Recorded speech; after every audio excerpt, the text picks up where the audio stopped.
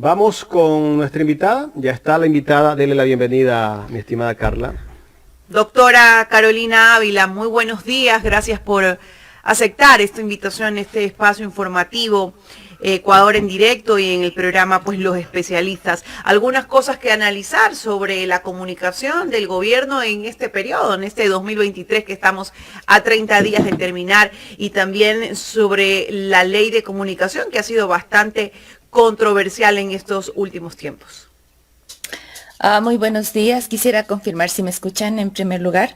Perfecto. Sí, doctora. Ok, Carlita, Jaime, muchísimas gracias por la invitación. Me uno a ese saludo a la Universidad de Guayaquil.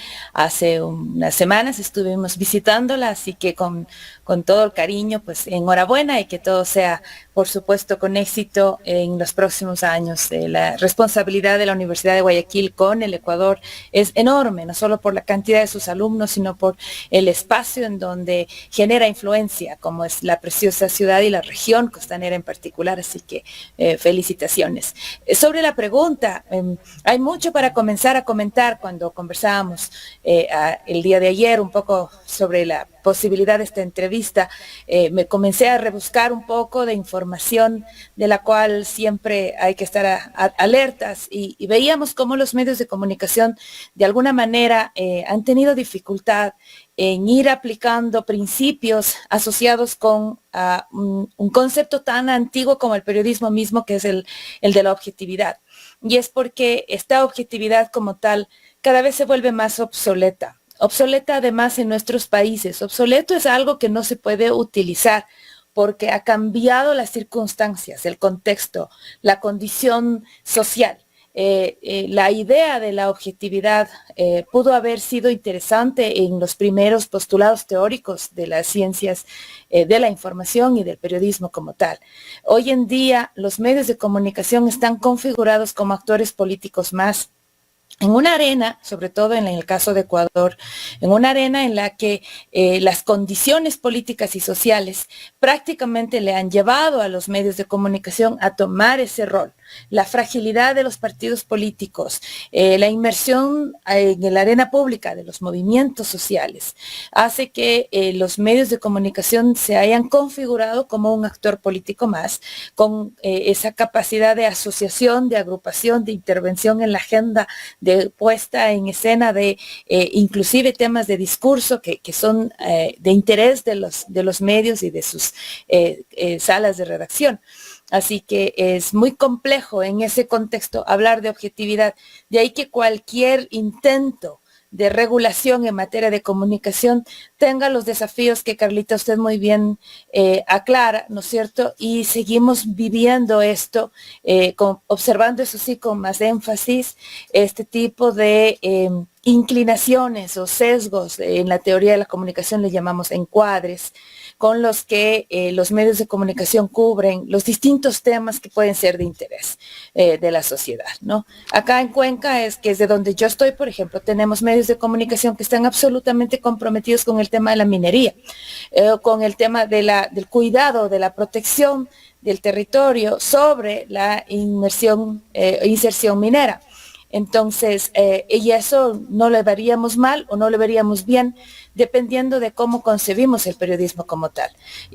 La objetividad está en conflicto, es un concepto en disputa, dijera Pedro Donoso. Y yo creo que lo que sí debe estar comprometido a fondo con el trabajo periodístico es la transparencia y la ética. Son los dos temas en los que no hay cómo transar, así la objetividad tenga, diremos, por decirlo menos, ciertos encuadres que comprometan. Doctora, yo tuve la oportunidad de estar pues en el Congreso RICE, donde participó usted y otros expertos, ¿no? Y justamente tocando ese tema que usted manifiesta, bueno, la comunicación ha sufrido muchos cambios, y esos cambios vienen desde la globalización y desde el tema de la inserción en las nuevas tecnologías. Entonces, éramos claros y puntuales y decir que ahora se trabaja estrictamente para redes sociales, ¿no? Lo primero que hace un ministerio, una entidad pública, incluso privada, es sacar un comunicado en redes sociales, ¿no? Antes se esperaba, enviábamos a los medios de comunicación, hacíamos una rueda de prensa, no era lo tradicional, ¿no? Que claro, hacíamos, ¿no? Como relacionista público, no, pues, no. Ahora se maneja diferente. Pero las redes sociales, al igual que los medios de comunicación, y no necesariamente que estén manejados, cierta red esté manejada por periodistas, sino por cualquier persona, son agitadores, ¿no? Porque a través de eso empezamos a agitar, y tenemos casos, por ejemplo, el de María Belén Bernal, ¿no? Como la familia, amigos, empezó esa agitación, y bueno, otros medios de comunicación alternativos, como deberían hacer los de redes sociales, empiezan a hacer una agitación. Mi pregunta es, para ingresar al tema del análisis de la comunicación del gobierno como tal en primera instancia, el gobierno en este 2023, en todo su inicio, ¿ha manejado correctamente esa comunicación en redes? Y lo digo ¿por qué? Porque hemos tenido muchísimos errores terribles, desde cuentas personales, entre comillas personales, porque tenemos que ser claros y no mentirle. No es que el presidente de la República pasa con el teléfono y él le escribe un Twitter, probablemente se lo escriben, pero su deber y obligación es revisarlo, ¿no? Antes de... ¿Ha cumplido con esos parámetros? ¿Ha llevado una correcta comunicación? Primero yéndonos a ese lado, porque entre comillas son cuentas personales. Después yéndonos ya a la parte de los medios de comunicación masivo, a los medios de comunicación tradicionales. ¿Ha cumplido con una comunicación efectiva? Okay. Habría que primero aclarar para la audiencia, a quien saludamos cariñosamente, cuál es el objetivo de una comunicación gubernamental. Mario Riorda lo menciona una y otra vez, que es generar consensos, es decir, porque el gobernante le habla a todos en principio, ¿verdad? Ahora, también es imposible con ese mismo discurso llegar a todo el mundo, porque hay diferentes intereses, hay diferentes consumos de medios, hay grupos en donde exclusivamente se encontrarán en las redes sociales, pero hay grupos que todavía le dan ese valor, ese peso, esa credibilidad, esa carga a la intermediación mediática, es decir, al medio de comunicación como tal. Entonces no se puede descuidar esta diversidad de canales que la tecnología ha proporcionado. No es que uno reemplace al otro, simplemente llegan a sumar, a formar una batería más amplia de espacios a los cuales hay que utilizar para comunicar, porque le hablamos a la mayoría de los ecuatorianos, sin duda, inclusive a la oposición, también uno se dirige a ellos desde el gobierno, y con el objetivo no solo de trasladar información como si fuese un megáfono, sino con la necesidad de movilizarlos a favor de la tesis o de la agenda gubernamental. Esto es tratar de gestionar el consenso a partir, obviamente, no hay duda, de una escucha activa. Entonces, con esto como un pequeño resumen conceptual de lo que es la comunicación gubernamental, quisiéramos ahora sí analizar qué es lo que ha pasado en este año y medio de funciones. Y no hay ninguna duda que el aspecto de la comunicación ha sido muy criticado, no necesariamente por lo que ha hecho la comunicación como herramienta tal. Yo particularmente creo que la comunicación al final del día, sin duda con estrategia, pero es el resultado de la política, de la gestión política. Es muy difícil comunicar aquello que no existe.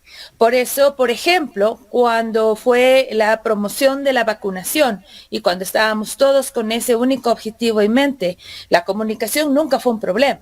Y era exactamente el mismo equipo, exactamente con las mismas personas quienes estaban comunicando la agenda post-vacunación, y ahí sí comenzaron a tener dificultades. Doctora, resumiendo y como para aclarar a la gente, la comunicación se ve decaída porque no hay elementos, herramientas para comunicar. Herramientas claro, verdaderas, ¿no? Porque no me puedo inventar, dice el presidente en muchas ocasiones, hemos invertido, hemos hecho y no vemos nada, ¿no? Entonces no ha habido esas herramientas que de una u otra forma se sientan tangibles, aunque bueno, a veces hay muchas cosas en comunicación que son intangibles, ¿no? Claro. Pero que se vea reflejado. Podríamos decir que eso es la causa principal.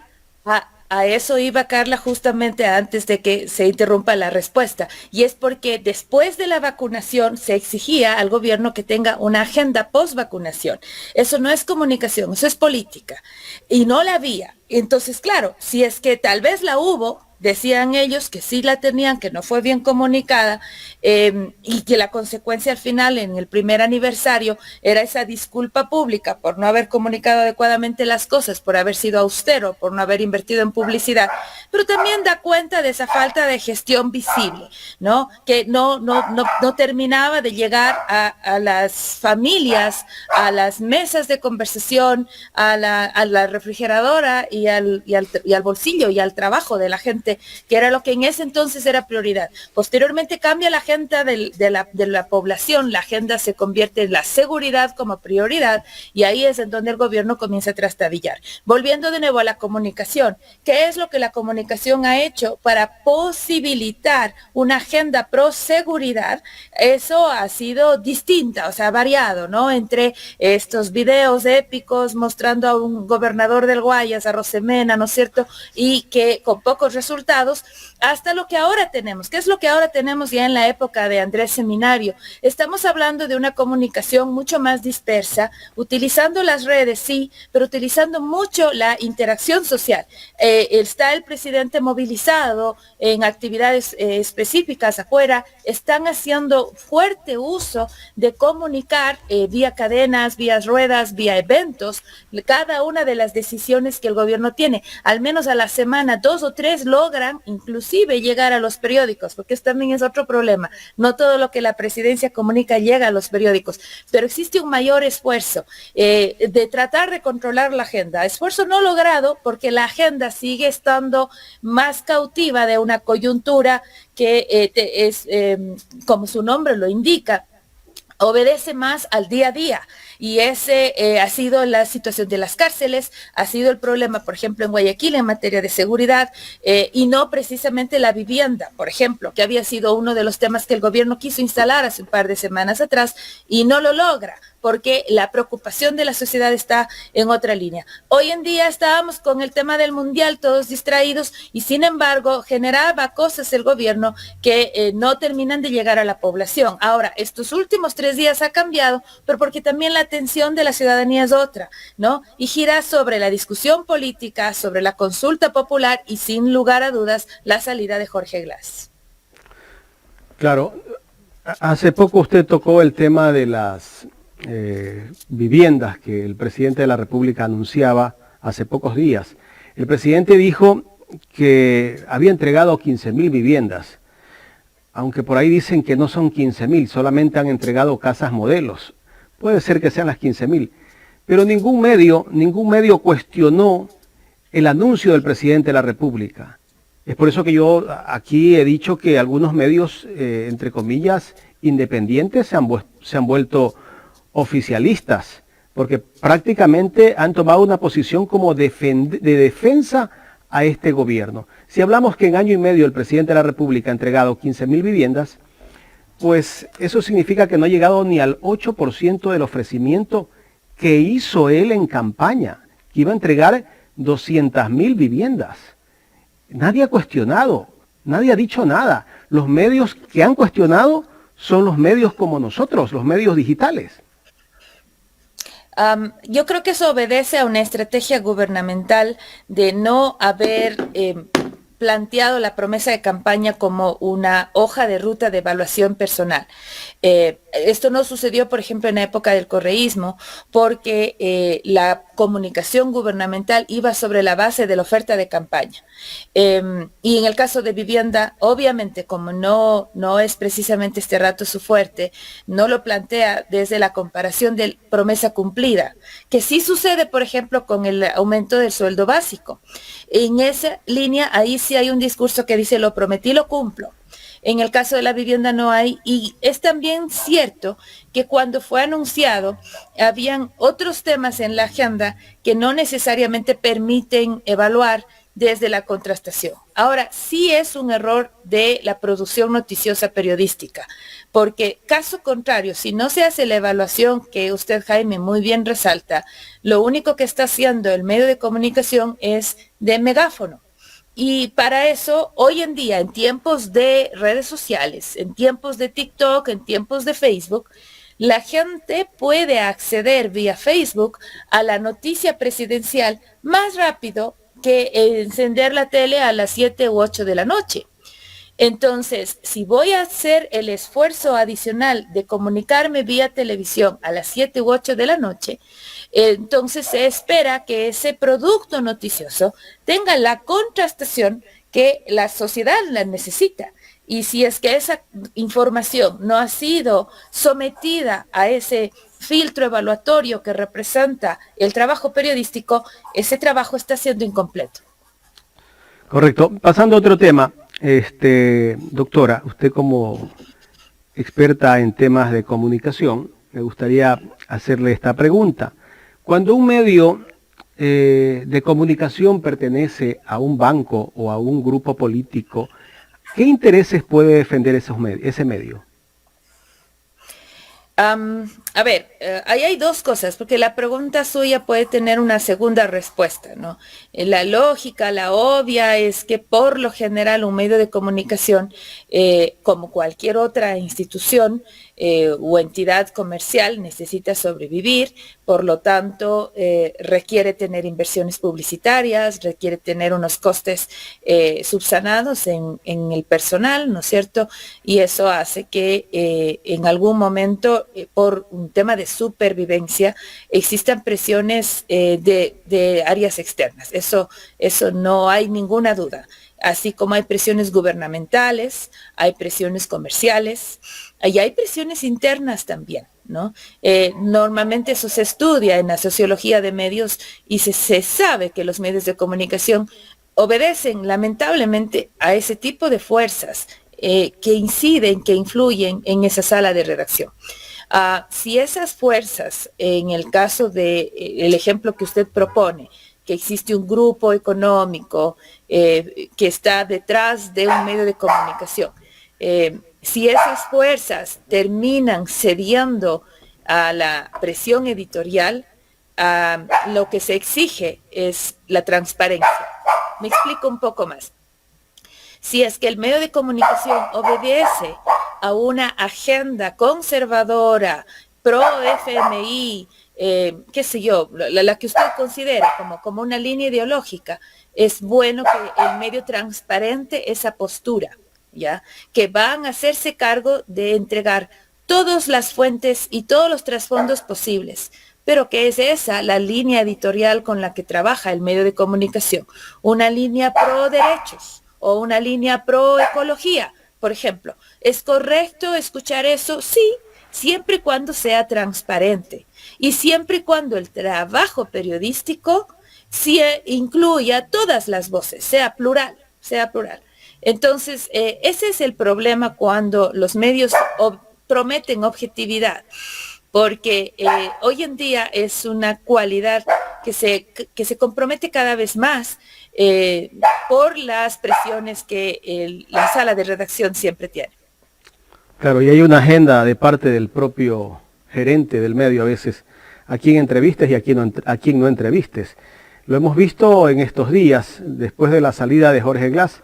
Justamente estaba haciendo un análisis el día de ayer de cuánto tiempo le han dado a los que son enemigos de Glass para que puedan hablar en un canal importante, no voy a dar el nombre por ética, pero a los otros no le dan ni un minuto, ni un segundo. Presentaron dos reportajes de 3 minutos cada uno en Televisión Nacional, y también presentaron a otra persona que le entrevistaron 15 minutos. Dentro de esos 22 minutos o 21 minutos que le dieron espacio al caso Jorge Glass, ni un minuto tuvo el abogado de Jorge Glass, ni siquiera alguien que defienda el caso Jorge Glass. Eso me parece ser que toman una postura casi que directa en contra de líderes políticos y que ni siquiera le dan un espacio a esos líderes. A ver, ahí hay varias reflexiones. En primer lugar, se debió invitar a la línea de defensa de Glass en cuanto espacio sea tocado, diremos, sobre este tema. Normalmente lo que hacen los medios de comunicación es, si están invitando, por ejemplo, a la gente de la SNAI, deberían invitar al abogado de Glass, ¿no? Entonces, con eso, de alguna manera, cumplen esta cuota de objetividad.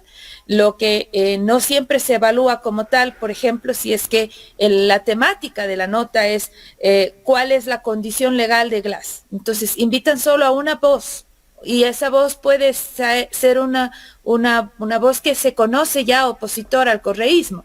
Pero como el tema no era el correísmo versus el anticorreísmo, sino simplemente una persona, un solo vocero que diga sobre cuál es la condición legal, entonces no están incurriendo en una falta en la diversidad de voces o contrastación de fuente.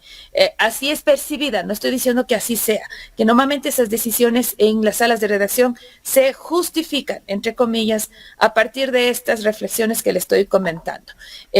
Lamentablemente, el momento de hacer la sumatoria, se nota que el medio tiene su cierta carga, su cierto encuadre, pero inclusive ni siquiera está de más decirlo, porque es cuestión de escuchar la opinión del principal presentador. Entonces, cuando uno ve ese tipo de gestos, actitudes, o en este caso el discurso sobre, ok, salió Jorge Glass, pero está debiendo esta plata, está claro cuál es el encuadre, el enfoque que está queriendo el medio de comunicación plantear. Entonces, ¿eso está bien o eso está mal? Esa es tal vez la discusión que uno lleva a la reflexión, ¿no? Porque tal vez el medio debería, en un espacio de transparencia y honestidad, decirle, nosotros hemos invitado y no nos han aceptado. Claro. Es válido también decir eso.